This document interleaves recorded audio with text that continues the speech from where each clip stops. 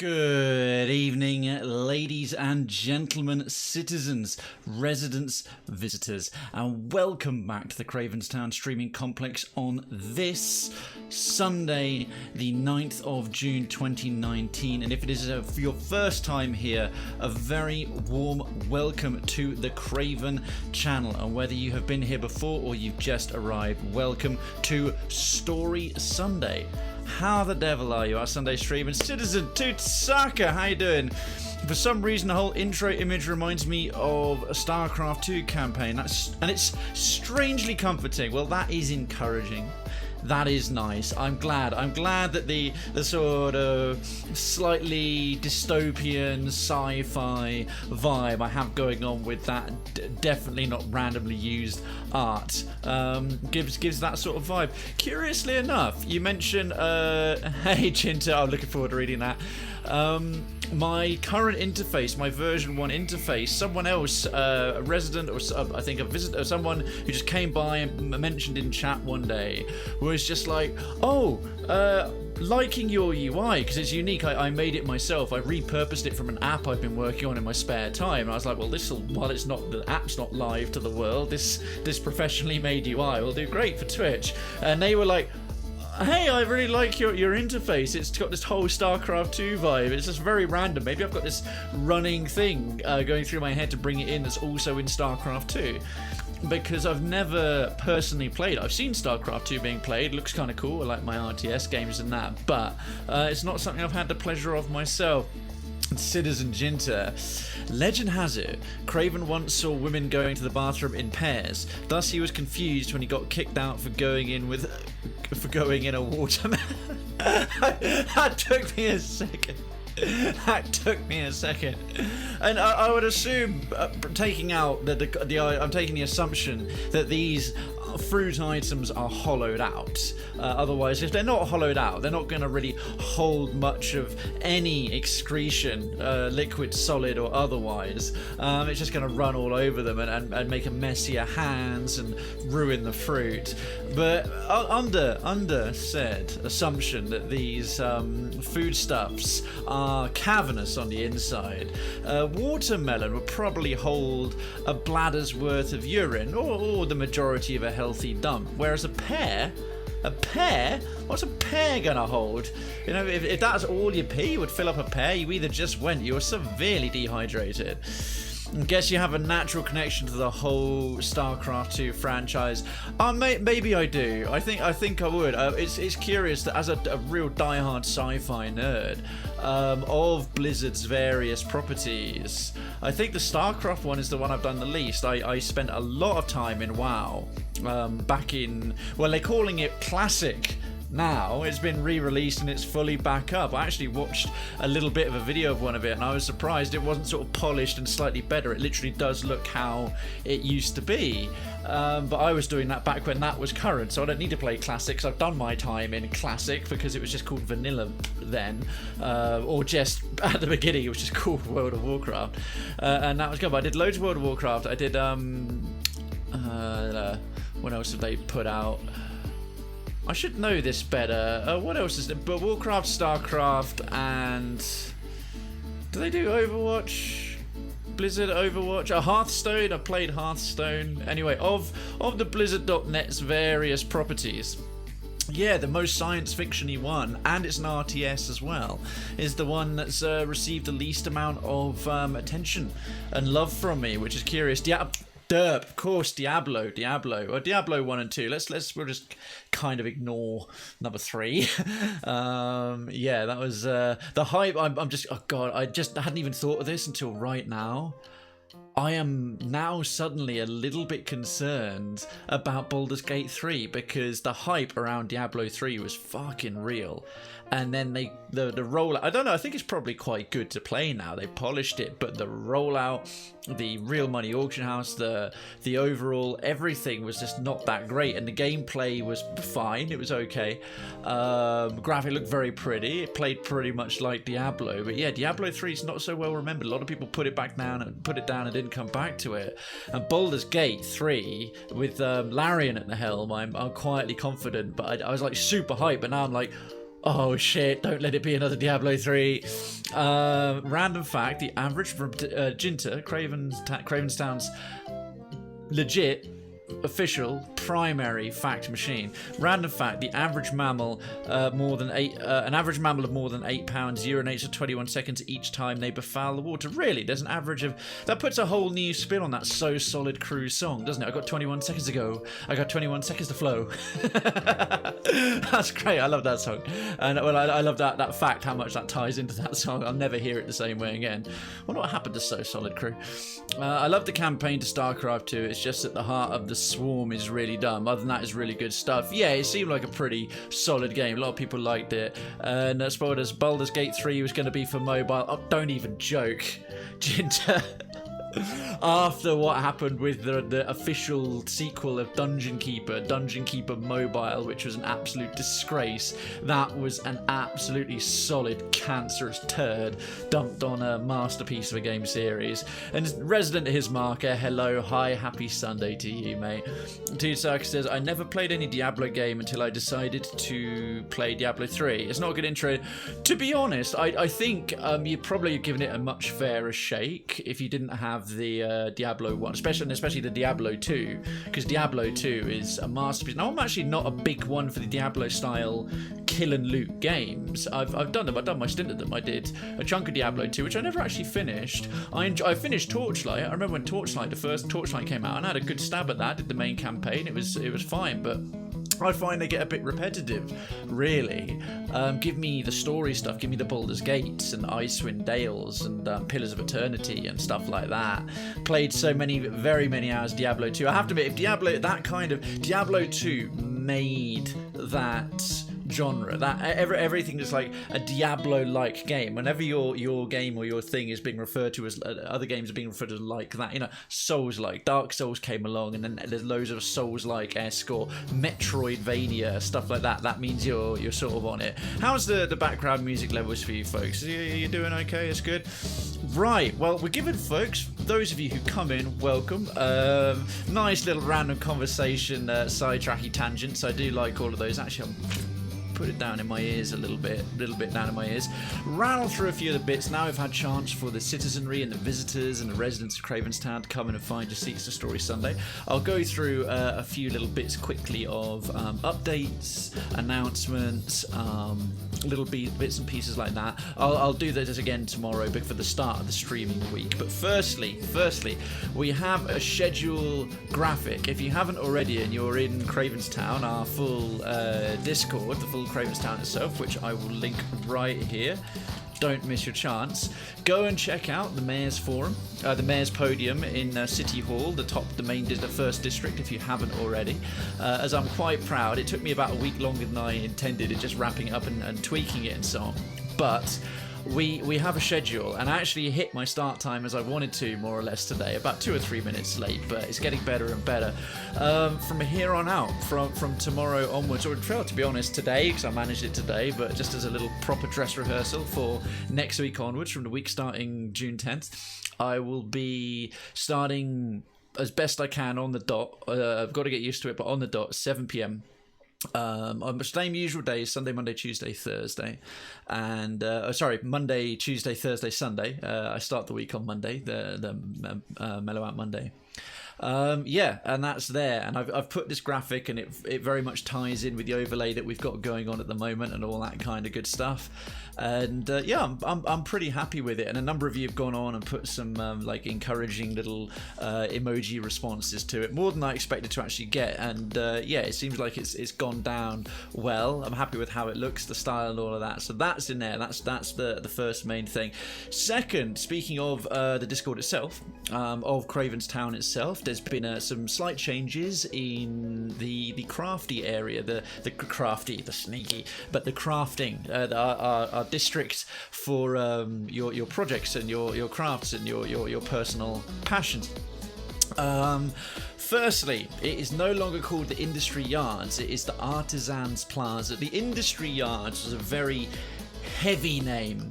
It was more reminiscent of a big dockyard and like heavy machinery and some sort of place where, well, lots of major industry, large factories and giant mechanical cranes would go on, which in my mind seemed kind of cool for the sort of aesthetic part of Krayvenstown, but in reality it didn't really suit the content we had in there. So to that end, the main channel for, or the first channel for it, that's the sort of everything else channel, kind of like what Town Square is for chat in Central, or Crayflix Cinema, Crayflix Lounge is for videos in the entertainment district. It's the one, if you're not sure for anything else, is no longer called, now that the Industry Yards district is the Artisans Plaza district. The main channel there is no longer Artisans Alley, it is Crafters Alley. So if you craft anything, you don't have to be artisanal level, but it's Crafters Alley, because I didn't want Artisans Yards and then Artisans Alley. That's repeating the same thing when we have such a rich and wide vocabulary in English. So, and more importantly, the Craybots, I put their construction.exe program running. We now have a writer's coffee shop. So those of you who are into doing writing, whether it's short stories, fan fiction, lore around your other projects and things you do, backstories to characters, role-play games you've done, anything where you have gone and mashed out screeds of sort of cool and creative written content, stick it in there. It doesn't, obviously with the post limit, I don't expect all of it to go in there, but do feel free to put in your scripting if you like. But links to Pastebin or Google Docs, or however, if you've uploaded it to the internet, or if you want to give it a road test in a friendly audience, if it's something that you've worked on, you'd like to run it by your fellow residents and citizens of Krayvenstown, you can now do it there. And Jinta says, Whisper, please be on the lookout for wandering mime gams loitering around Krayven's dark, moist back alley. My personal dark, moist back alley? What are you implying? What the hell are mime gangs? And how are all, like, whole gangs of them fitting in my dark, moist... My back alley's not moist. It's perfectly dry and clean and well lit. Shut up. Ginger, I love it. Love it. So yeah, that's on the back of a few mentions about, I've raised it in the past, would there be interest in a sort of a writing for that creative thing, because obviously we've got to say Artisans Plaza has been for all your personal projects like modding, building PCs, crafting like woodwork, your tabletop miniatures, painting, drawing, all that stuff you've got. We tailor for that, and we've got a bunch of specialist areas. We now have a dedicated one. Fuck, man. I see the thing coming up just right before it gets... Hey. Pride 75 Darkens, thank you so much for the 75 biddies to get us started. And I'm delighted, must give a little thing to whisper to occasionally visiting resident citizen Strive, who did a cheer in Bud Cave TV's channel earlier, where I was watching this afternoon. I finally landed another new Pride emote, as I hadn't had any in a few days. And I've got the Pride fish, the little fish is giving it, and the rainbow one. And Darkens, Citizen Darkens, thank you so much to the 75 Pride biddies. I sincerely appreciate it. And yeah, there'd been interest and mention of having a sort of like writing section. People have said, I write this, I do these short stories, I do that. And I've been reading a little bit in the community center, where a couple more folks have been posting. By the way, if you haven't already, please do feel free to post in the community center, like the longer thing of who you are, what you're into, so we can get to know one another better. That's I really like that channel and what it's that part of town and what it's becoming. So yeah, that's in. Please go nuts if you write short, like I say, short stories, fan fiction, lore. If you played a D&D character and you wrote backstory for them, or hell, even if you have like the character sheet and it's got a bunch of stuff on there, if you wrote it up, like sort of put that kind of thing there. I must give a little hat tip to resident, or is it citizen? I'm not sure. Melissa. Hey, there he is. There's a man himself. Bud Cave TV. How you doing there, man? How was the rest of your stream? How as a remainder of Resident Evil 2. Yeah, little hat tip to Melissa, Lady Melissa, as she asked, and it sort of reminded me if she could post some lore that she'd written for her Escher gang, so Necromunda tabletop war game by Games Workshop that's set in the 41st millennium as a little skirmish gang-based game, if you don't know it. And she's posted figures in there before, and she's got all these painted figures of her Escher gang, and she goes, would I be allowed to, would here be the right place to do like lore and writing? And I was like, I suppose it would, because we don't have it dedicated. And I thought, there's enough people have raised this like short story writing area, like hang on, and I summoned the Craybots and boom, we got that in there. So yeah, we have a schedule graphic, and that schedule graphic will be going on Twitter every Monday morning, my Monday morning UK time, and also keep your eyes peeled in stream info terminals in the streaming complex district of Krayvenstown, because that's largely a rather static thing of just information. I'm going to be changing around a lot of the order of that. I'm going to be removing a bunch of stuff in there already, and oh, here's Marker. Thank you very much for the 5 Crario coins. No legal affiliation with Mario coins. I appreciate that sincerely. Thank you. Yeah. Oh God, what was that? But it means now the first post, it will be pinned and it will be tagged everyone at the start of each week. Boom, there'll be a thing. There'll be a reason to go in there and check regularly and see what's coming up, more details, see what's going on. And obviously the graphic will change. It'll be pretty consistent for the next little while, because Pillars of Eternity 2 is a fairly major game, as is Fallout New Vegas. We've still got plenty left there. Cuphead, I'll be doing expert mode, well, trying to do expert mode after we finish regular mode, and Darkest Dungeon. So the main content for when I'm hitting the 4 main days, it'll only change if I've got to change my days around at all in future. So, but yeah, it's there, and I'm going to try and stick to it and make sure I'm on 7 p.m. British summertime hours on the dot every Monday, Tuesday, Thursday, and Sunday.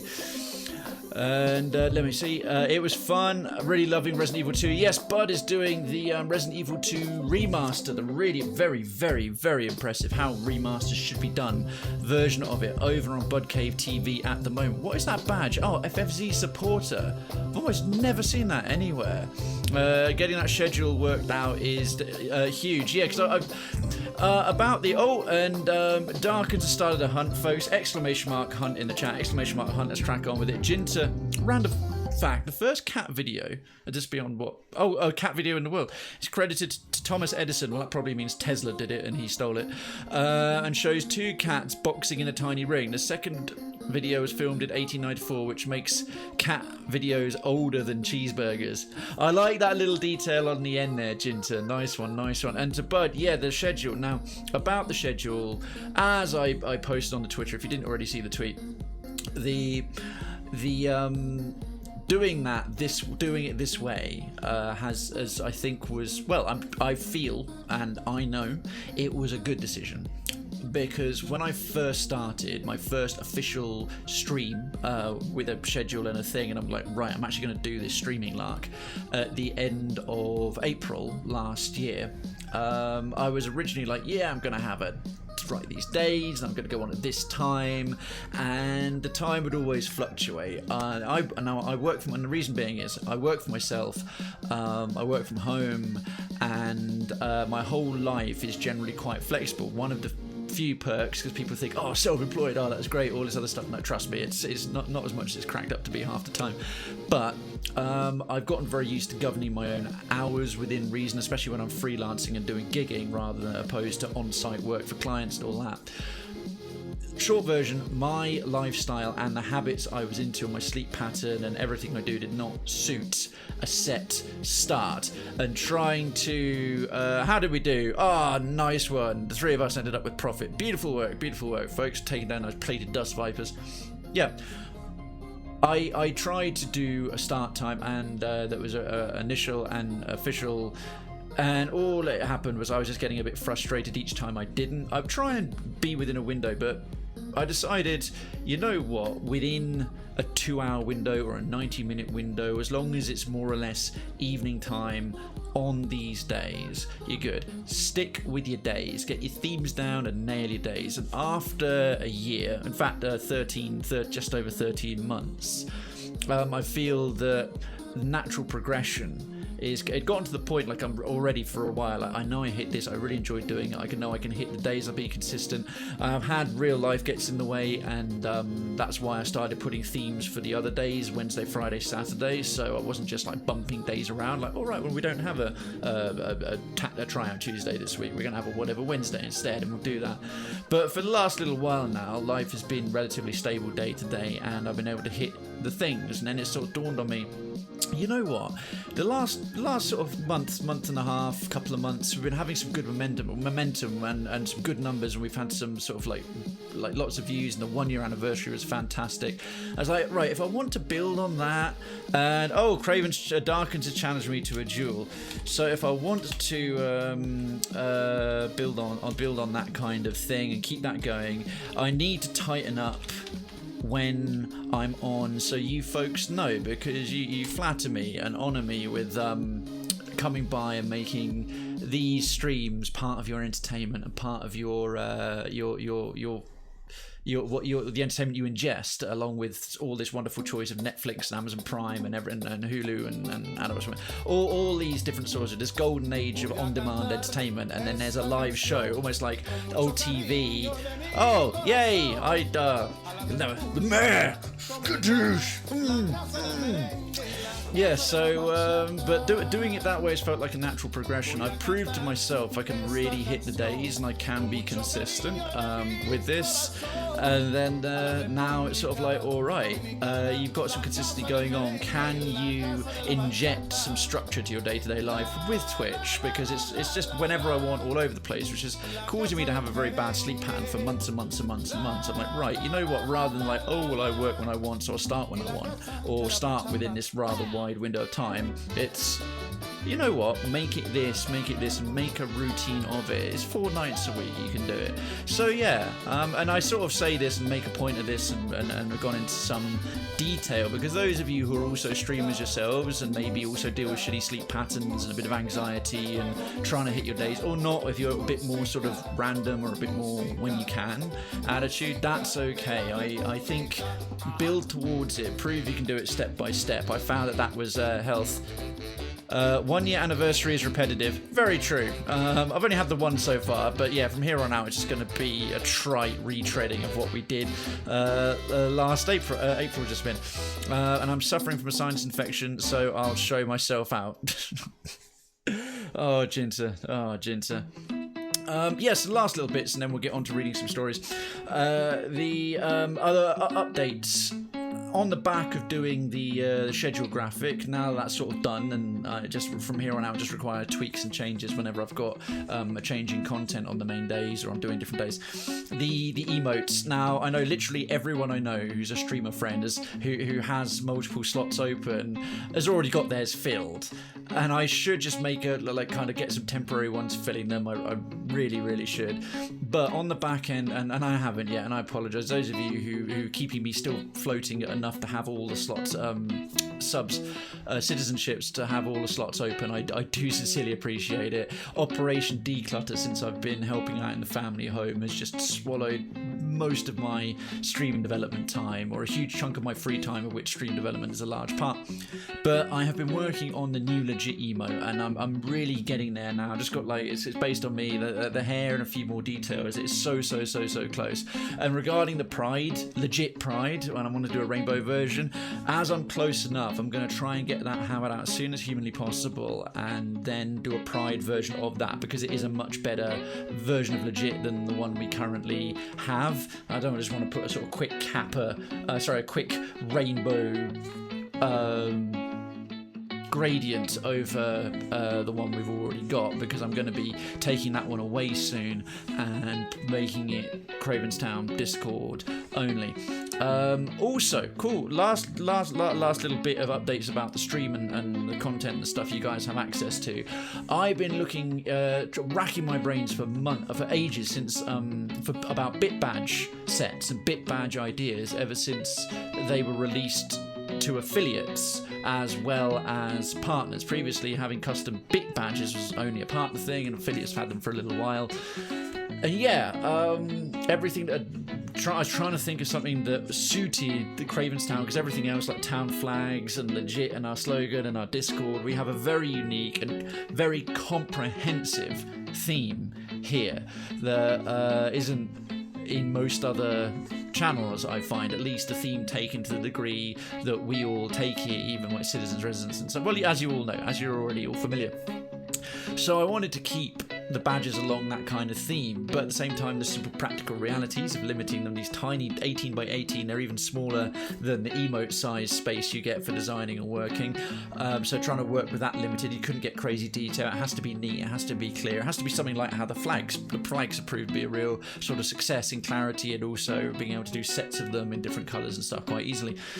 The keys, I wanted them to change a little bit more in terms of outline rather than just colours like the loyalty badges do, because they can change a lot more depending on bit amount going up, as opposed to just being a time frame stamp, which the loyalty badges are.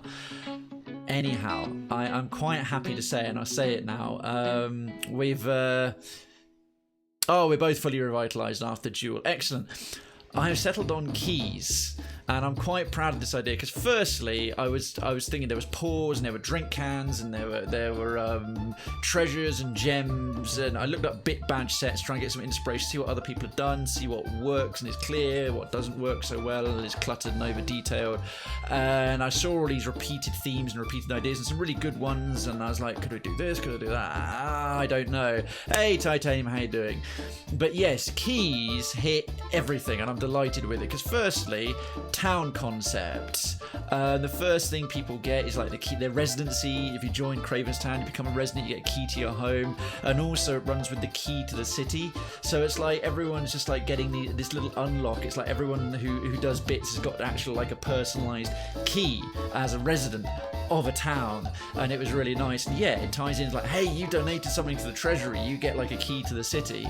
Second, they're really simple shapes. You know, you can start off with quite a basic one for the one bit badge, and then level them up with various ranks of bit badges to be more ornate, going from like, I'm going to do from like a sort of very simple house key through to a very sort of ornate thing that would open up like a Gothic cathedral.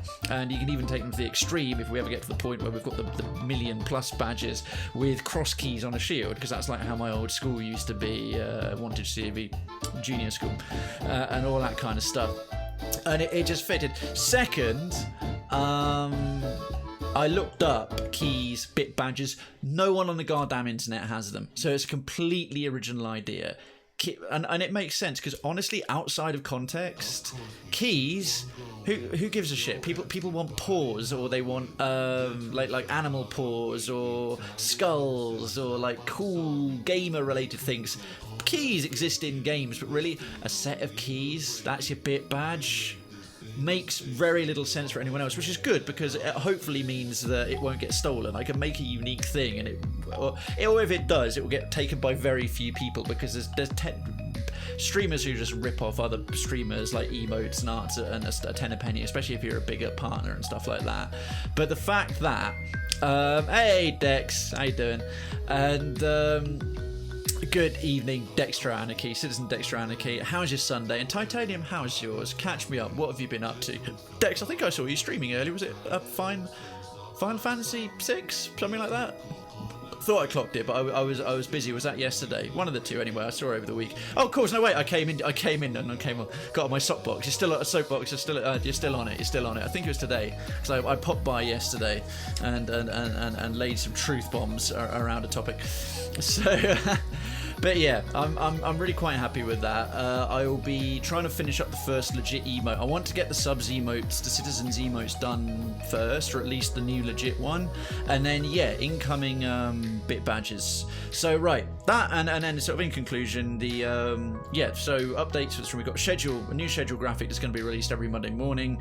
In the Discord, the Artisans Plaza, Industry Arts and Artisans Plaza, we have a new writers coffee shop for those budding or amateur or just hobbyist writers of you to share your content in there. Legit emote, the new one is very, very, very close to done. I've got a fantastic idea which I'll be executing in short order of a set of bit badges, which are going to be completely unique. No one else on the internet has them on channel or anything like that, and they tie in perfectly with the town. Otherwise, yeah. What have I been up to today?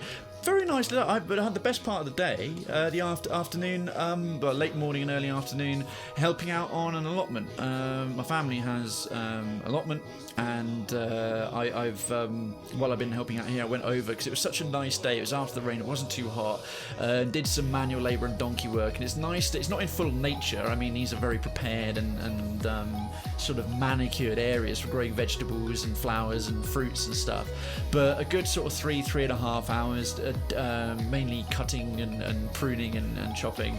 I feel all good about that. I had a nice ice cold pint in the local pub just round the corner, and then came back home. Been working away, done a couple of hours drawing on the new legit emote, and then brought this content out for you folks, and that was alright. I had such a hard time moderating serious discussions on my channel. I truly believe in the importance of discussions, and both Brian and I happy about your little soapbox moment. Well, I had one of those rare experiences of speaking from extreme experience with 10 years in the games industry, and taking that whole topic quite seriously. We're going to get on to some Krayven Reads community submissions shortly, but I'll just take care of some shout outs of lovely folks. Bud Cave TV firstly.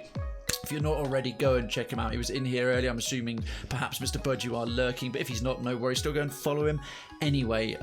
One of my favourite streamers. If I had a little bit more spare money to my name, because I don't at the moment, I would be re-upping my sub month after month after month. I met him through the retro community. He's great. His tone of voice, his delivery is awesome. He's got great production values, especially with his clips when he's on pause of all his funny material. He's just great to listen to, and he's really friendly, has loads of official retro hardware, plays modern stuff, plays older stuff, and just all round puts on a good show. One of my absolute top favourite people and streamer friends, and I think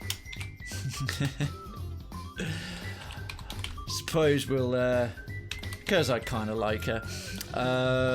As I already said, Miss Dextro Anarchy does a variety of things as well. I think, Dex, you're still going on as and when you can, what with your work and stuff, but has been hitting a lot of streams again recently. Is doing Final Fantasy VI, is very, very dab hand at Cuphead, and again, plays a variety of all kinds of different things.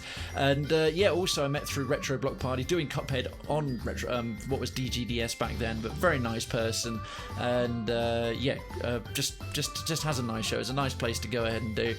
And I'm glad you and Brian agreed about that little bit there.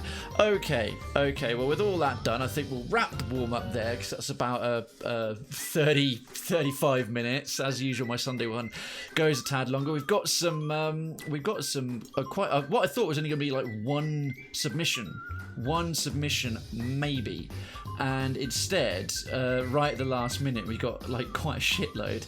So let me just bring up the suggestion forum. Here we are.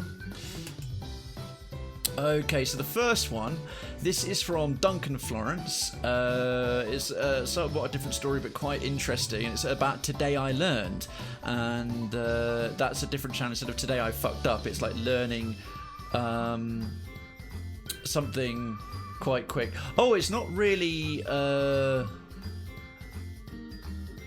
is there actually a story to go with that I can read? Oh, there is. It's a link to an article.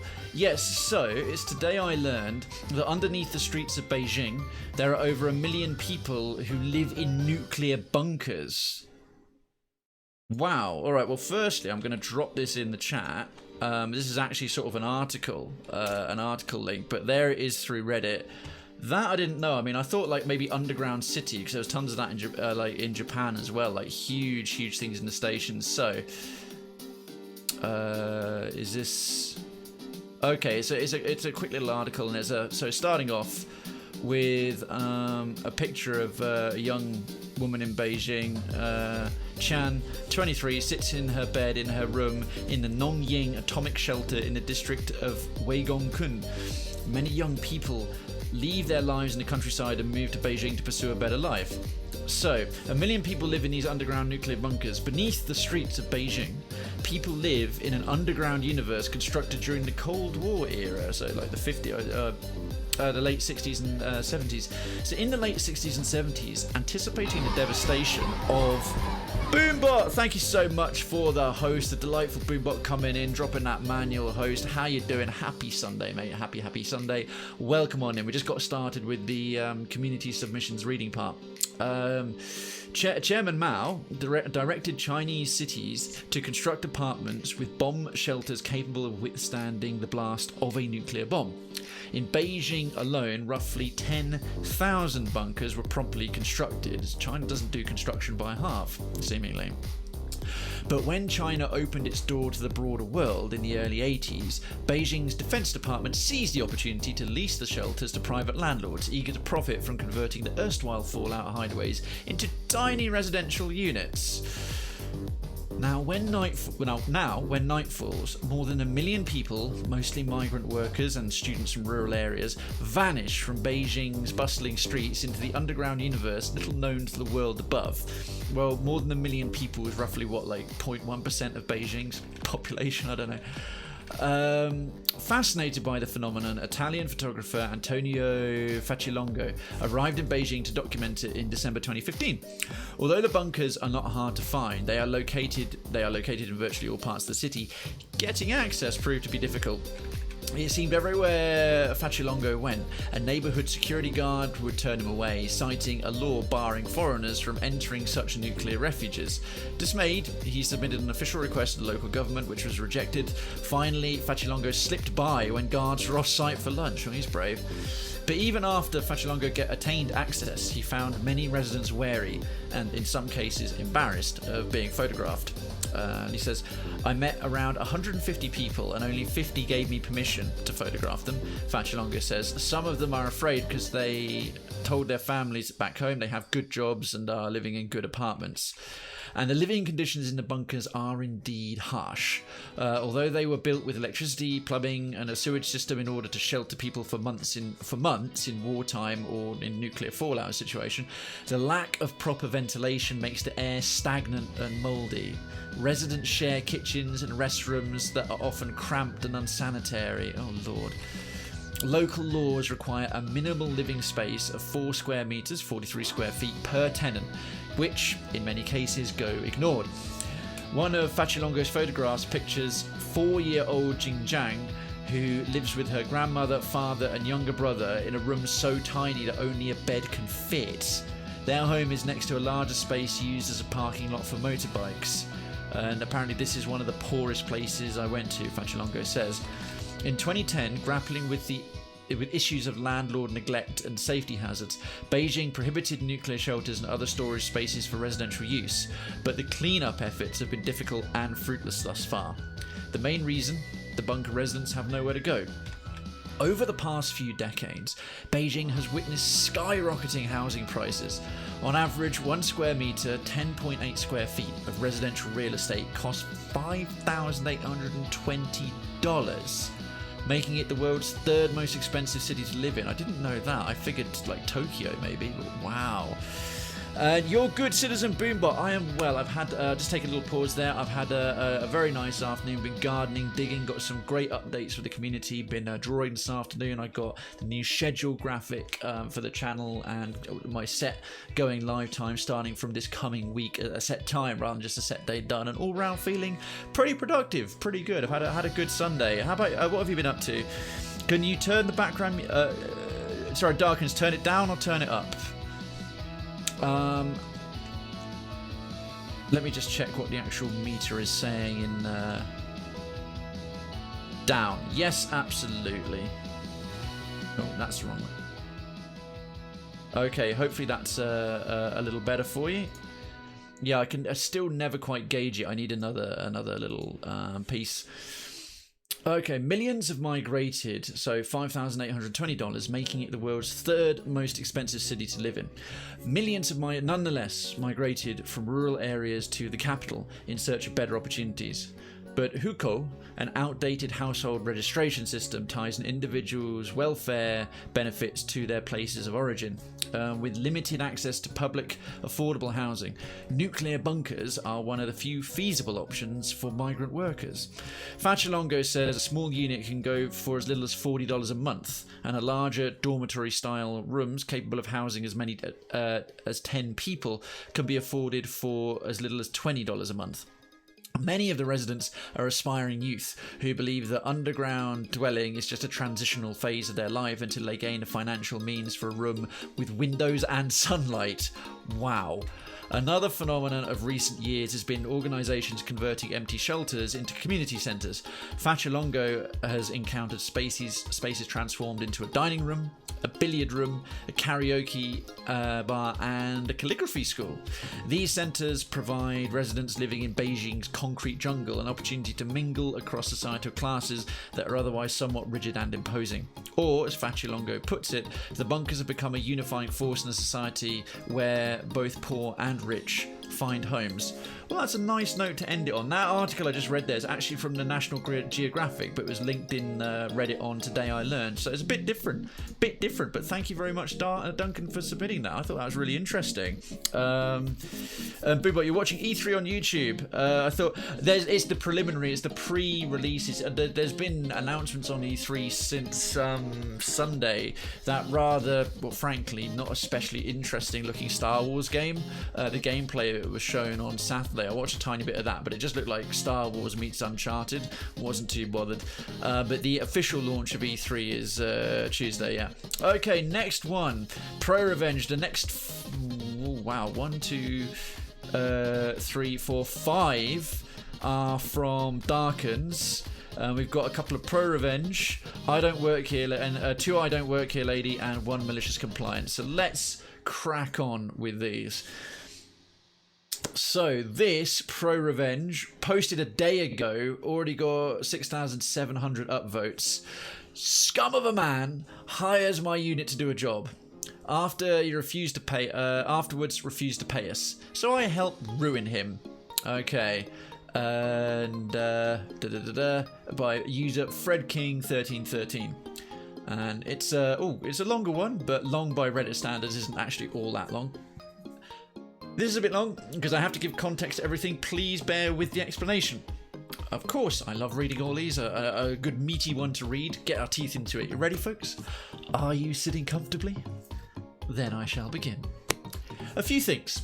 First, I am a security officer with a private investigator certification, which allows me to take PI, private investigator, cases, as long as it doesn't interfere with the local police investigations, and any crimes that I witness must be reported to the police ASAP so they can make an arrest.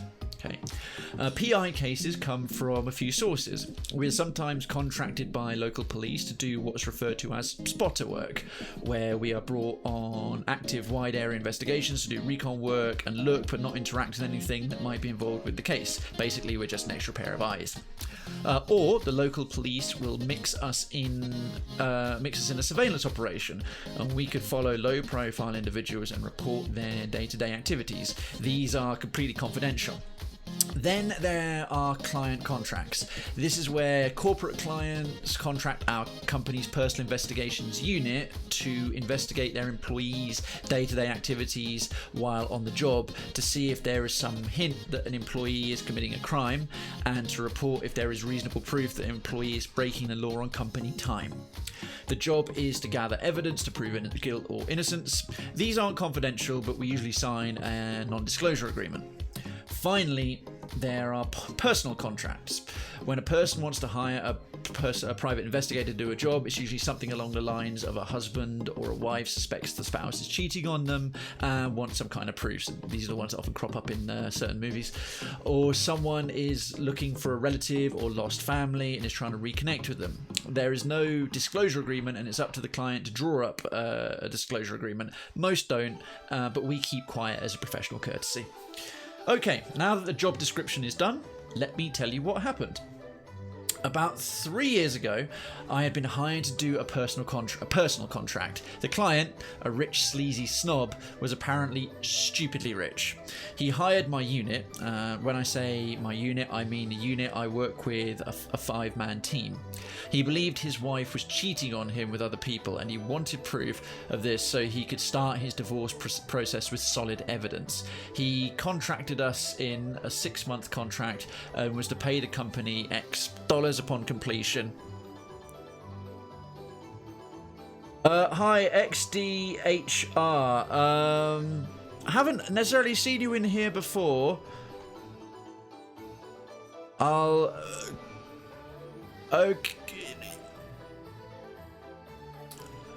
Okay, it's a video of a pangolin rolling in mud. That does sound cute. That is pretty cool. But I'm doing the live reading right now. So, folks, members of the audience, if you want to watch a pangolin rolling in mud to the sounds of me reading a private investigator thing, then do go right ahead. But I'll be carrying on. Let's see. So we set up surveillance cameras all over his large house and in the woman's car with the client's permission. We had at least one of the team tailing her at all times. Good times. Day in and out, we watch their lives, and in this line of work you either get detached or emotionally invested, like watching a soap opera. As we watched them, we quickly saw this lady was a freaking saint. She volunteered at a soup kitchen and a children's hospital. She helped with local churches' canned food drives. Those kinds of things. She was the perfect definition of what a good human should be. On the other hand, the husband was a total bastard. He was the one we caught many times bringing women to his house. Sometimes he would bring 2 or 3 girls in one day, and that was only what was recorded in the house. We arrive at the 4-month mark, which is basically where we show all the evidence and give the 3-quarter report. We show him everything we found and have a 6-hour debrief with video and audio support, showing that she hadn't done any wrongdoing other than a speeding ticket and a few double park situations. After we concluded the debrief, he looks stupefied. He says, "So you didn't catch her cheating? That was the point of me hiring you." My boss, our captain, turns to him with a serious stare, which is perhaps in the most serious and bad-ass looking face I have ever seen in that man, and said, "You hired us to investigate your wife. You're unhappy that your wife is an honest and faithful woman." The snob is visibly annoyed. He stands up and is getting his jacket when my captain says, "Look, there are still 2 months on the contract. We'll keep tailing her, and we'll meet again after our contract is up and give you any updates." The snob turns to him and says, "Don't bother, this is over. I'm ending it. Come when she's not home and get your equipment out." So a week later, we did exactly that. Now, food for thought. When contracts like his are made, a small portion is paid up front as a commission fee. And the rest is paid at the end of the contract's allotted time. In his case, it's 6 months. Now, pay works like this. The commission is divided up between each PI as a bonus to our salary. And the salary is what we get from the company to get us through to the completion of the contract. The remaining balance after being paid by the client is then divided into a cut for completion for the PIs and a cut for the office. Good money when it's done right. So fast forward to the next payday and after the contract is officially over. My unit gets a call from our office to come in on the next payday as there is an emergency meeting regarding us and the last contract. We get there and find out the snob has pulled the funding and refuses to pay us for the work. So we're getting paid, just not with the completion bonus. We all left super pissed. We went to lunch and brainstormed how to get even with this fucker. Then we remembered all the house footage of his dirty deeds. At first we wanted to blackmail him, but that's low and we're better than that. I remembered the wife, so I reached out to her.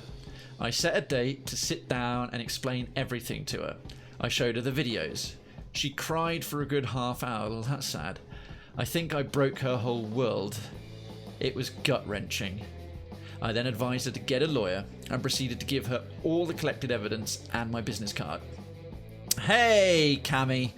Welcome, Citizen Cammy. Walks in with a frown and a head down. You walk in any way you like. It's lovely to see you. Aftermath. Fast forward about 6 months. I'm called into court as my company is suing him for fraud, breach of contract and unpaid dues.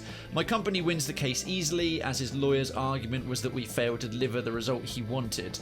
But we weren't hired to deliver a product, we were hired to observe and report. We got paid in the end. This will obviously be the contract, the bonus on top of the salary. I was contacted by the wife, who thanked me for all the evidence. She got a divorce. Because of all the evidence I gave her, she got almost everything. His huge house, both cars, and a huge cash sum. Moral of the story: don't try to screw over people who specialise in gathering evidence and reconnaissance. And also good, because this guy sounds like an absolute dirtbag and his wife sounds like a lovely lady and needed to do a lot better, so I'm glad he got his absolute comeuppance.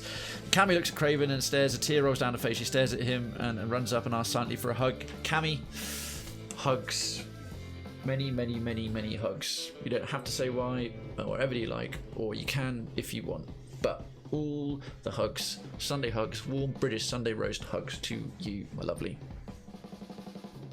Hope that makes you feel a little better. Well, awesome. I love a good ProRevenge story where a deserving person gets their comeuppance. Number 2 from Darken's ProRevenge. Let's see what this is. It is 2 days old, 7,800 upvotes. How I screwed my stepmum over. I almost read that as how I screwed my stepmum the moment I had a legal option to do so. I was like, what? Whoa, this is adult. But no, it's how I screwed my stepmum over the moment I had a legal option to do so. Okay, cool. Another good meaty one. Let's see. Backstory. Again, a longer story, but some context is needed. So, when I was about 9 or 10, must give the credit to the original poster, to user Vind Sang 2 days ago on ProRevenge. When I was about 9 or 10, my parents got a separation, later a divorce, where my dad forced my mum to sell my childhood home, and my mum got main custody, with my dad having us over every other weekend plus every other holiday. So the mother got him and his sister who's 4 years younger. He moved out only to immediately move in with the step monster and her 3 kids. Okay, apparently, so it was already a subsequent relationship going on after the separation. The youngest kid of the step monster was 2 years younger than me and a boy. The middle, a year older than me and female, and I'm not sure about the oldest kid's age, but she was also female and never interacted much with her. In an ideal world, us 4 kids would have gotten along great, played together and whatnot, or at least ignored the existence of the others. Sadly, it's not an ideal world and that didn't happen.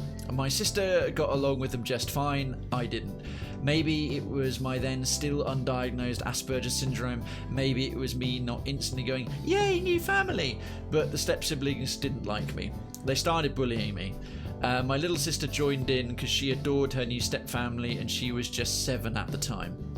This kid, is 11 or something at the time. Over the first 6 months, the bullying got worse and worse until I broke and I tried to call home and get picked up. At which point my dad decided to start confiscating my phone as the first thing he did when picking us up. The bullying escalated even more. Oh god, that's a bit of a shitty thing from dad. There was nothing I could do. The step monster defended her precious demon spawn, calling me a liar and saying things like, my kids said they didn't, whatever they did or said to hurt me that day, or she's just lying for attention. During the next year, I would try and run away from my dad's place a few more times to go to family. They lived less than a 40-minute walk away from an aunt and about an hour and a half from my grandparents. Then my dad and the step monster moved over 2 hours away by car from where my mum lived. Things got so bad I dreaded going to see my dad. Sitting at every dinner, the only time I would see my dad at that point between pick up and drop off, listening to my dad calling my mum a fat greedy pig and other evil things hurt. God, that dad's such a shit. At 12 to 13 I was suicidal and numb. Oh Jesus. Since I would only see the step monster, mostly when she told me to get the heck out and play or something, just get out of the house, I tried telling her that I wanted to die, that I didn't want to keep living like this anymore. Her response, I don't care, get the fuck outside already. If you're going to kill yourself, do it outside. Oh my god, what a cunt. Not long after that, I had a meltdown at school, crying for hours and unleashing the whole nasty tale onto them. Since my school was a good one, the teacher contacted CPS, who talked with me, ran some tests, and sent me to a psychologist. Oh, thank goodness, there was at least some sympathy. At some point, they contacted my dad with their concerns for my mental and emotional well-being. My dad dealt with it by calling me, saying, "Since you feel the need to lie like that, you shouldn't come visit me anymore. Stay with your mum, I don't care." That was my last conversation with him, although I heard a lot about him and the step monster from my sister. Cammy looks at all the people in chat and bows for no random reason. Goodbye. And okay, Cammy, catch you later. Now for my revenge.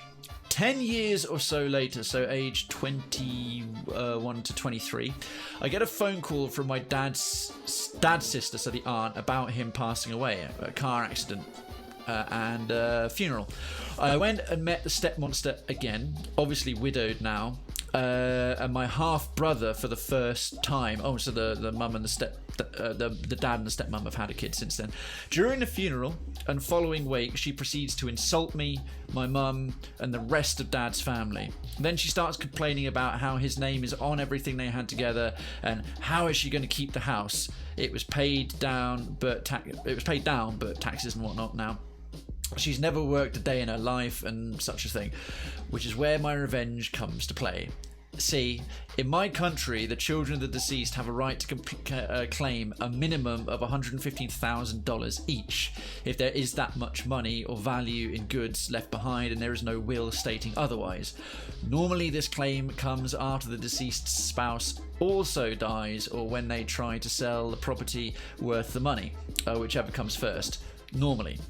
See, legally, the children can claim it at any time. They just don't because decency and pity for the widow. Too bad, I hate her guts and both the youngest step-siblings. So, as it so happens, my dad and the step-monster owned some award-winning show dogs, the house and land and a car. The step-monster also got some insurance money, plus she would get a sum of about 60% of what my dad would earn if he was still alive every month. If my dad had a will, she could have kept all of that for herself or my half-brother. He didn't. And by that time, my sister, as in the sister from the first marriage, the full sisters, also hated her guts. So, I talked to her and did the only thing I could think of. We took her to court to claim our inheritance. Sure, we got many looks of disgust and mutters of greediness, but in the end we won and I got my share of the money. My sister got hers and our half-brother got his, locked in a trust fund for when he turns 18. This meant that the house, dogs and car had to be sold. The insurance money also got split. So us kids got around $150,000 each in a trust fund for my half-brother. As for the step monster, she got around $1,000 and the monthly sum of $3,700. She was livid, started screaming venomous shit, saying I should have killed myself when I was considering, and how is she going to live now? She has no house. Well, good, she bloody well deserves this with the horrible shit like that. And how dare you force me to sell Grime, obviously fake name, for my half-brother's childhood home, and calling me a bitch and other such things. The judge had to threaten her with contempt of court and get her escorted out before she stopped. Let's see. Oh, some people have been commenting on the currency I used in the past. In the post, I used dollars as that's what readers understand. The actual sum was close to $1 million in our currency. Also, the dogs in question got good homes and were not family dogs kept at home. The step monster had the option to okay. So that was nice. That was nice. The rather unpleasant father and a horribly emotionally abusive stepmother, a genuinely evil stepmother, get some absolute comeuppance. All right, excellent. Next one, we're going to move over to IDontWorkHereLady. And I haven't even said, if you don't know what IDontWorkHereLady is, it's a derivative of subreddits like Tales from Retail. It involves stories about folks that go into other businesses and have irate customers mistake them for employees. Okay, so this has been posted 2 days ago by user KR Chrome. Upvote of 9 1,400 in 2 days, so this is probably going to be pretty meaty. It's rather meta. It's a shorter one. User, I was doing some late night shopping on a Sunday night in Walmart when this woman comes up to me. Excuse me, I need help finding these items. She shoves a list into my chest. I'm sorry, miss, I don't work here. I think that was the wrong thing to say because she just explodes on me. Bullshit! Don't be lazy, you're in the uniform. My shirt was the same colour as a Walmart employee's, but I was not an employee. It's the same colour, but I repeat, I'm not an employee, I can't help you. Fuck you, you lazy fuck! Get me your manager, I'm going to get you fired. I decided to just walk away. She yells and tries to chase after me, but I keep running until I lose her. Then I go and pay for my things. Now, a week later, I was told I would be interviewing someone who was applying for the secretary position in our company. So, I go to the interview room and call the applicant. Oh, here we go. I look at the picture on the application form, my eyes widened.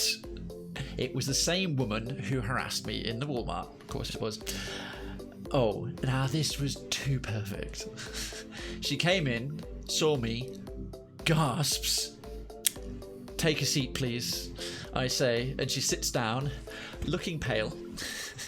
Oh, I was going to enjoy this, but she conducted the interview as professionally as possible.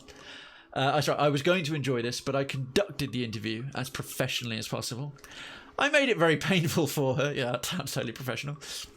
So, with a quote. So, if someone came up to you and asked you for help in a place you did not work, then you told them you didn't work there, and then they yell at you, and then they harass you, and then they come to a job interview, and you are the one interviewing them, what would you do?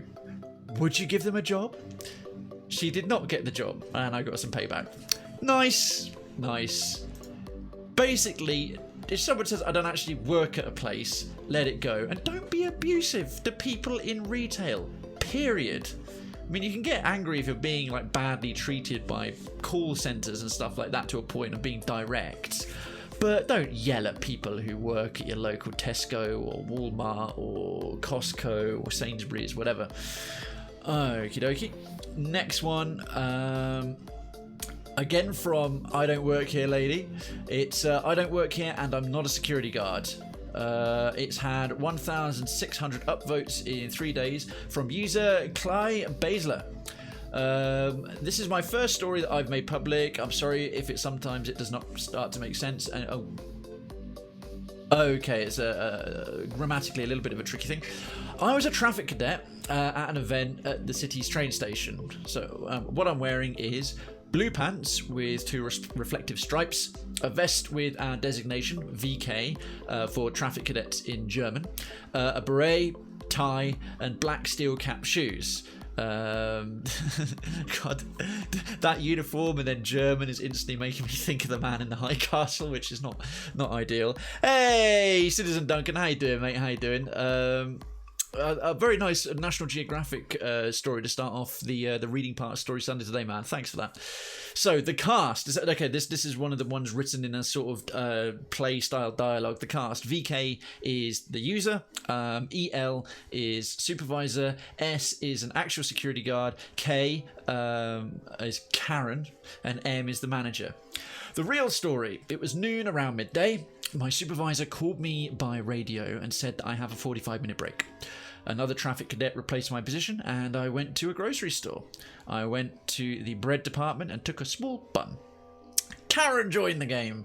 When I packed the bun in a bag, I felt a hand on my shoulder. I was surprised, like, who wants something from me? It was Karen, as everyone knows her. I want to talk to your manager haircut. Oh, so that classic, you know, that picture. Someone with this haircut will be called Karen and will want to talk to your manager kind of meme. In her 30s, shortish, and here's how our conversation went. User, VK, what do you want? Karen, I have a boy who just drinks from the bottle. And what should I do now? Arrest him? I laughed. Karen, yes, you do that. VK, unfortunately, I can't do that because 1, I don't work here, 2, I have a break, and 3, I have on different clothes and security. Karen, don't lie to me. VK, I try to politely ask you to get out of my way. I want to pay. I start to walk, but I'm held by Karen on the arm. She hits me. Karen, do not just leave a woman. Do what I have told you to do. VK, excuse me. Why are you still slapping me? I did not do anything to them, but I repeat myself. I do not work here. I'm pushing you back to a safe distance. Karen, do not touch me. I'm trying to reach my supervisor and said, I'm just being beaten by a woman. And then his supervisor goes, what? Where are you? VK goes, I'm in the store. Supervisor, I'm on my way. I ran back to the drinks and hide from the wild Karen. Karen follows me and hits me once again and screams at me. Karen, why are you walking away, you little piece of shit? I'm going to get you fired. The store manager hears our loud conversation and runs up to us. And hey, that is a pretty lot. A 45-minute break. Really? I was going to say an hour break. It's that's usually the standard of what you get in any rate. Hey, Medio G, Radar Magazines every day. How you guys doing? Duncan, Boombot, Meaty, welcome on in. We're on the latter couple of stories for the Krayven Reads community submissions part. I hope you're having a fantastic weekend, all of you. Thanks so much for swinging by, settle in, stay a while and listen. Manager, what's going on here? VK, this woman assaulted me. This woman assaulted me. Karen cuts me off. Karen, no, you did. You're not doing your job right, and this guy drinks without paying for it. Manager, Mom, please stop screaming. My supervisor arrives and comes up to us, seeing my red cheek from Karen's slap. Jesus Christ. The supervisor, VK, you okay? VK, yeah, I am, but this woman slapped me because I didn't help her with a guy that drank cola without paying. Karen cuts off again. It's your job to do that. VK, no, it's not. I don't work here. I work outside of the store at an event. Karen, liar, liar, liar. She turns to my supervisor. I want this employee fired for being rude and assaulting and not helping me. Manager, Mom, calm down. We can review the camera footage. Karen goes white and her breath breaks. Myself, my supervisor, Karen, and the manager walk into the staff area, but before that, the actual security guard comes in. Security guard, sir, this woman has slapped this person multiple times. Manager, I know, let's look at the footage. The manager sees Karen clearly holding my shoulder and turning me around, slapping me in the face. Karen started saying I abused her, and I said, that's not true. I was telling you I don't work here and I want to buy buns. She stopped talking, and the manager asked me if I wanted the police to look into this, and replied, look into this, and I replied, no, I just want to have my break. He gave me a coupon for 10% off my next 10% off. You should have been giving him the buns for free. Jesus Christ. My next purchase, sorry for this whole thing. I took it and left the store with my supervisor. After that, I continued my duty and went home after the event that I was a traffic cadet for. Next day, I walked to my city's police station and reported the whole incident. After a whole damn year, I received a message from them. Karen was found guilty assaulting an authority. Yes, traffic cadets are friends of the police, and a fine of 800 CHF, whatever that is. I showed it to my supervisor and we laughed about it. Well, glad she got some comeuppance rather than him just walking it off. Nice.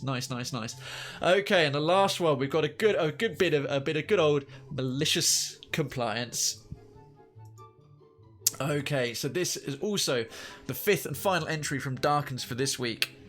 And a medium length one. Okay, so from the user Sakua23, posted 18 hours ago, 3,300 upvotes so far. So I've got like a part of a sneeze and it doesn't quite want to come out. Okay, I'm good. We're good. So, first of all, this is not the user story, but it's been retold. So, first of all, this is not my story, and it did not happen to me. However, the man who told it to me does not have Reddit, and gave me his permission to share it for him. Excellent. We'll call him Tom. and he's a maintenance supervisor at a large hunting and sporting goods store here in East Tennessee. His store is quite short-staffed right now. So even though he's the supervisor, he was tasked with cleaning the bathrooms tonight before he got off.